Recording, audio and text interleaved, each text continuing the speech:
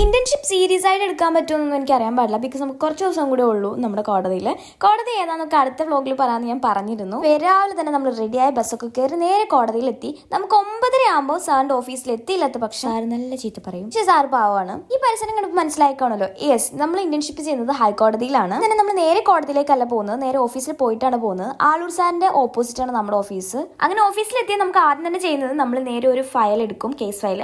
And അതിന്റെ കേസിന്റെ ഫാക്റ്റും കാര്യങ്ങളും അവിടെ വരുന്ന സെക്ഷൻസും ഒക്കെ നോക്കി അത് നമ്മൾ ജസ്റ്റ് ഒന്ന് റെഫർ ചെയ്തിട്ട് ഈ കേസ് ഹിയർ ചെയ്യുന്ന സമയത്ത് അവിടെ പോയിരുന്ന് കേൾക്കും. നമ്മൾ ഹൈക്കോടതിയിലാണ് ഇന്റേൺഷിപ്പ് ചെയ്യുന്നത്. സോ അതിൻ്റെതായ ലിമിറ്റേഷൻസ് ഉണ്ട്. കോടതിയാണ്. സോ എനിക്ക് അതിനകത്ത് വ്ലോഗിങ് കാര്യങ്ങളൊന്നും പറ്റില്ല.